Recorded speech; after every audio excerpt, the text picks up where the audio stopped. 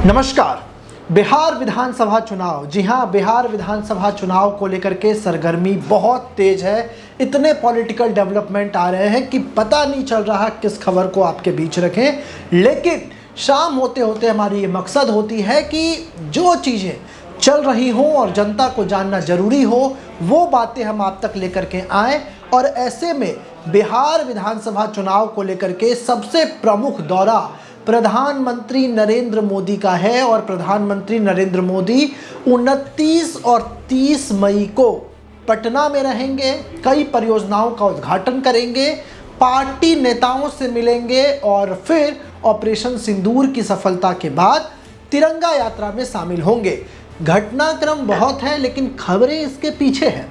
जब जिस राज्य में चुनाव होता है, प्रधानमंत्री नरेंद्र मोदी के दौरे उस राज्य में बढ़ जाते हैं।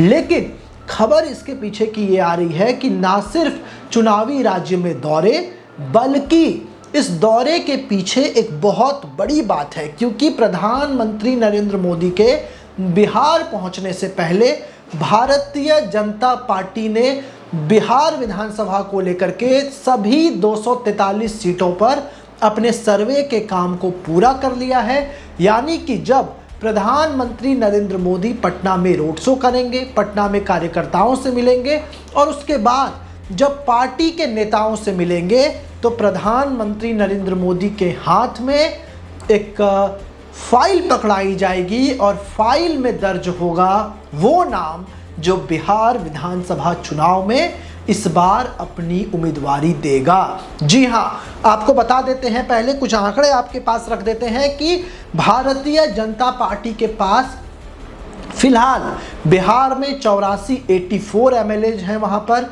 कई बार टूट हुई अलग अलग पार्टियों में, और भारतीय जनता पार्टी ने तमाम अपने जो अलग अलग दलों के विधायक हैं सबको अपने में जोड़ लिया। 84 वो नंबर है, और इसी के साथ भारतीय जनता पार्टी अभी बिहार की सबसे बड़ी पॉलिटिकल पार्टी बनी हुई है, जिसके पास ये आंकड़ा मौजूद है।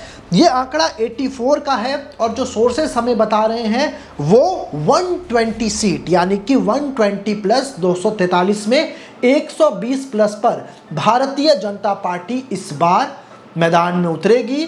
और इसमें आंकड़ा निकलता है 36 का, यानी कि अगर आप 84 में 36 प्लस कर देंगे तो ये आंकड़ा 120 का फिट हो जाएगा। 84 सीट्स पर फिलहाल भारतीय जनता पार्टी के एमएलए हैं। 36 सीट ऐसी हैं जहां पर वैकेंसियां ही वैकेंसियां हैं। वहां पर तमाम नेता जो है वो अपना पुरजोर कोशिश कर रहे हैं, अपनी कमर को मजबूत कर लिया है, और कई नेता ऐसे हैं जिन्हें चुनाव लड़ना ही है। अब खबर में ट्विस्ट ये आता है कि भारतीय जनता पार्टी ने ना सिर्फ 84 सीट जहां पर उनके एमएलए हैं, ना सिर्फ 120 सीट जहां पर वो चुनाव लड़ने जा रही है, बल्कि पूरे के पूरे 243 सीटों पर इंटरनल सर्वे कराया है। और प्रधानमंत्री नरेंद्र मोदी के पहुंचने से पहले ही वो इंटरनल सर्वे की फाइल पटना पहुंच चुकी है, उस फाइल पर सील लग चुका है, और बिहार नेतृत्व वो प्रधानमंत्री नरेंद्र मोदी के हाथ में देने वाला है। इस 120 सीट पर अगर हम बात करें तो जहां पार्टी चुनाव लड़ेगी, तो यहां पर 360 उम्मीदवारों के नाम दर्ज हैं। पार्टी ने जो सर्वे कराया है, आपको बता दें कि सबसे पहले पार्टी उम्मीदवारों ने, जो उम्मीदवारों के नाम आए हैं जो चुनाव लड़ने को इच्छुक हैं, या पार्टी जिसे सोच रही है कि इसे चुनाव लड़ाया जाए, उनकी पार्टी में सबसे पहले वरीयता देखी गई कि कितने वरिष्ठ नेता हैं, कब से पार्टी में हैं, पार्टी के बुरे वक्त में कहाँ थे, पार्टी जब उन्हें कहीं का प्रभारी बना रही थी, कोई जिम्मेदारी दे रही थी, तब वो कहाँ थे। दूसरी बात, उनके दिल में भाजपा है या नहीं, सिर्फ चुनाव लड़ने के लिए भारतीय जनता पार्टी में है, ये बातें देखी गई हैं। और वरीयता के क्रम में फर्स्ट, सेकंड और थर्ड 3 नाम डिसाइड किए गए हैं प्रत्येक विधानसभा क्षेत्र से। और इस तीनों नामों में सबसे पहले बात की गई है जातिगत समीकरण की, कि फलाना उम्मीदवार जातिगत समीकरण में कैसे फिट बैठता है। दूसरी बात यह है कि यदि ये चुनावी मैदान में जाता है और भारतीय जनता पार्टी की हवा वहां पर नहीं बरकरार होती, तो उस नेता का अपना फेस वैल्यू क्या है, उस नेता का अपना वोट बैंक कैसा है। और जो आंकड़े बताते हैं कि 17% से ज़्यादा जिसके पास अपना वोट बैंक हो, पार्टी उसे अपना उम्मीदवार मान लेती है, और यह आंकड़ा 17 से 25% तक जाता है। कई चीज़ों में ऐसा होता है कि ये पार्टी जिन्हें उम्मीदवार बनाना चाह रही है, सर्वसुलभ यदि हैं, उनके पास चुनाव लड़ने के लिए हालांकि पैसे नहीं हों, गरीब उम्मीदवार हो, ऐसे में 14% प्लस जिनके पास अपना वोट बैंक है वो इस लिस्ट में आते हैं। जातिगत जो बातें हैं, जो जातिगत आंकड़ा है वो सबसे पहले आता है, उसके बाद उनकी छवि आती है, और तीसरी सबसे महत्वपूर्ण बात ये आती है कि उस उम्मीदवार को भारतीय जनता पार्टी के लिटमस टेस्ट से गुजरना होता है। यानी कि भारतीय जनता पार्टी जब बुरे वक्त में थी, भारतीय जनता पार्टी कम सीटों पर चुनाव लड़ती थी, भारतीय जनता पार्टी के जो उम्मीदवार चुनाव नहीं जीत पाते थे, उस स्थिति में वो क्या करते थे, क्या वो बागी बनकर अपना वोट इधर उधर करते थे, क्या वो विरोधी दल के नेताओं के साथ घूमते थे, क्या वो उलट पुलट बयानबाजी करते थे, क्या उनकी छवि क्षेत्र में अच्छी नहीं है, क्या वो जनता से दूर रहते हैं, क्या जनता उन्हें बुलाती है तो वो अकड़ दिखाते हैं, या फिर सिर्फ चुनावी में ढक बनकर घूमते हैं। यानी कि जो चुनाव का समय होता है बिहार में अक्टूबर नवंबर का, उससे 6 महीने पहले वो एक्टिव नज़र आते हैं और 5 साल वो गायब हो जाते हैं। तो पार्टी ने ठोक बजाकर निर्णय लिया है और 360 नाम जो उस लिस्ट में दर्ज हैं वो निर्णायक हो सकते हैं। इसके अलावा आपको बता दें कि वैकेंसी जो मैंने आपको पहले बताया कि सिर्फ 36 सीटों पर नहीं है, वैकेंसी उन सीटों पर भी है जहां पर मौजूदा विधायकों ने काम नहीं किया है, मौजूदा विधायकों ने उलट पुलट बयान दिया है, मौजूदा विधायकों ने पार्टी की छवि को नुकसान पहुंचाया है, मौजूदा विधायकों ने फ्लोर टेस्ट के दौरान पार्टी की किरकिरी कराई है, मौजूदा विधायकों ने जो है कि वो पार्टी के हित को सामने नहीं रखा, पार्टी के कार्यक्रम में नहीं पहुंचे, पार्टी के कार्यक्रम में फंड नहीं दिया। तो बहुत सारे ऐसे नाम हैं जो चुनाव उसमें जो मौजूदा विधायक हैं वो टिकट उनका कट सकता है। इसके अलावा भारतीय जनता पार्टी ने इस सर्वे में बागी और विपक्षी नेताओं के भी नाम को रख दिया है। समझ लीजिए कि भारतीय जनता पार्टी के लिए बिहार का ये विधानसभा चुनाव महाराष्ट्र से भी खास है, क्योंकि भारतीय जनता पार्टी ने तो अपने उम्मीदवारों के नाम, अपने संभावित उम्मीदवारों के नाम और इसके अलावा एक नाम विपक्ष से और एक नाम बागी उम्मीदवारों के भी रखे हैं। कई बार ऐसा होता है कि भारतीय जनता पार्टी को सबसे ज़्यादा नुकसान बागी ही पहुंचाते हैं। होता क्या है कि यदि भारतीय जनता पार्टी किसी एक नाम पर सर्वसम्मति से विचार करती है तो कई ऐसे नाम निकल कर आते हैं जो बागी हो जाते हैं, कुछ पार्टी बदल लेते हैं, कुछ निर्दलीय चुनावी मैदान में चले जाते हैं, कुछ विपक्षी पार्टियों के साथ मिलकर पार्टी के वोट बैंक को खराब करते हैं। ऐसे में जो एक नाम है वो बागियों का भी है कि भारतीय जनता पार्टी ये देखना चाहती है कि यदि वो इन्हें टिकट नहीं दी तो बागी कितने नुकसान पहुंचा सकते हैं, कितने % वोट बैंक को इधर उधर कर सकते हैं। अगर सब कुछ ठीक रहा तो फिर पार्टी बागी को नज़रअंदाज करेगी या फिर बागी मुश्किल में डाल सकते हैं, तो इनको विश्वास में लिया जाएगा।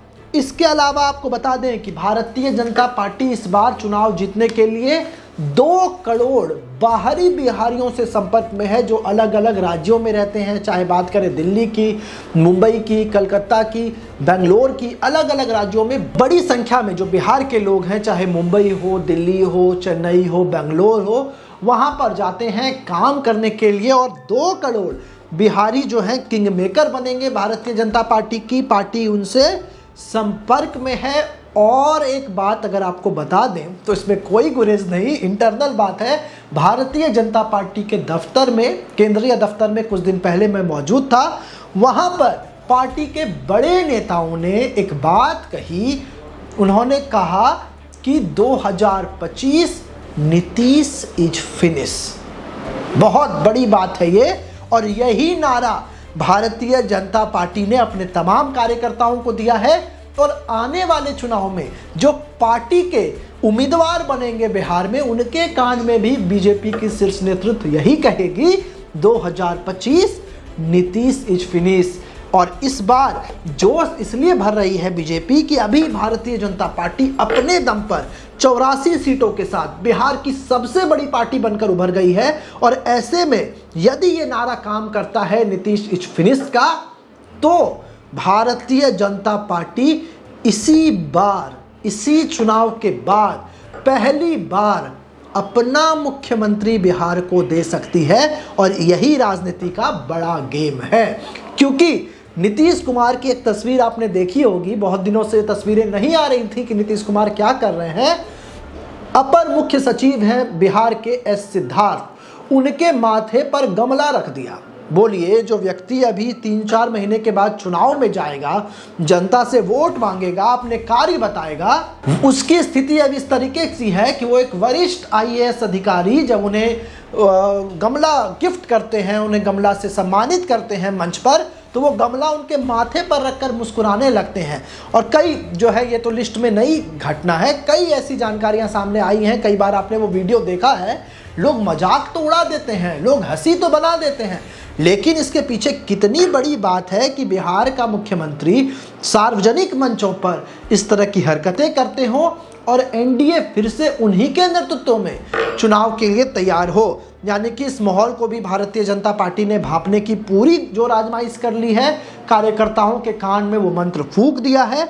इसके अलावा आपको बता दें कि कई मंत्रियों के टिकट कटेंगे, कई विधायकों के टिकट कटेंगे, कई ऐसे वरिष्ठ नेता हैं जो अपने आप को पार्टी का सर्वोसर्वा मान लिए हैं और कहते हैं कि इस बार तो मैं विधानसभा चुनाव लड़ ही लूंगा।